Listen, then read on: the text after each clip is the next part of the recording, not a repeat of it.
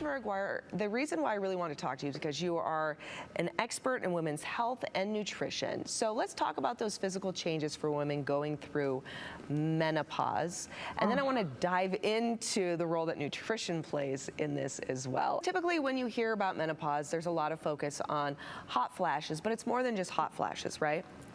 It's a lot more than hot flashes. So as you know, there's a lot going on with your body during menopause. You're shutting your reproductive organs down. You don't need them anymore. And so you stop producing a lot of a hormone called estrogen. And that hormone is a really important hormone for the rest of in our early parts of our lives. So when that estrogen disappears, as it does during menopause, our metabolism decreases, our sleep gets disturbed, a whole bunch of things happen. It's not just about hot flashes. Yes, yeah, I mean, it impacts mental health, anxiety increases. I mean, there's just, like you said, there's a lot. So how can nutrition play a role in helping women navigate this chapter in their life?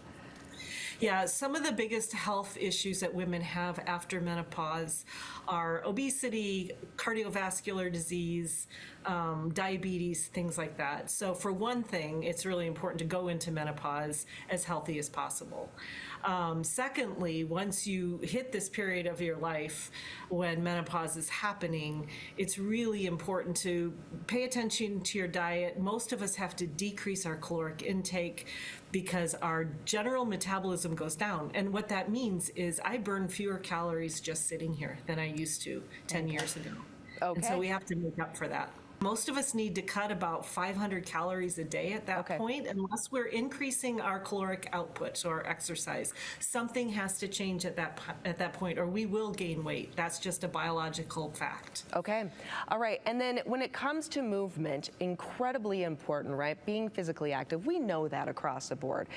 For any age, any stage of life, physical activity is a necessity, also for mental health. But why is it so important as a woman enters into her menopausal years? For a lot of reasons, actually. For one, what I just mentioned, we have to either cut our calories or increase our energy expenditure, and exercising is the easiest way to do that, so to speak. Secondly, exercising maintains our muscle mass. So at this time when we're decreasing our calories that we're taking in, our body would like to just start storing even more fat. Let's talk about the importance of making sure we're getting enough calcium, vitamin D, protein. What role do those play when it comes to navigating menopause successfully?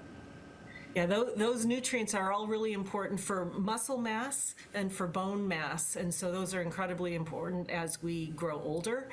And what we really need to focus on, even more so when we get a little bit older, is that we need to make sure we're getting maximum nutrients per calorie. So that's called eating nutrient-dense foods. So what I recommend is, you know, when you go to reach for that snack in the middle of the afternoon, make sure that it's not just empty calories. Okay, so can you give us some examples of like what would be a good nutrient-dense snack versus an empty snack? Absolutely. Something like a piece of cheese would be very, very nutrient dense, very good for you, and also much more filling than a bag of chips. And they'd probably have similar calories, but that cheese would be a lot better for you. Is there anything else, Dr. McGuire, that you think is beneficial that women who are entering into menopause should be aware of when it comes to nutrition and activity? I would just say that, remember, we've spent the last decades of our lives taking care of other people. And so this is a time to really think about yourself and take care of yourself now that you have maybe some extra time to do that. And diet will always be important for the rest of your life. Dr. McGuire, thank you. Thank you, thank you, thank you so much. I know all the moms at home greatly appreciate it, and I look forward to having other conversations with you too in the future.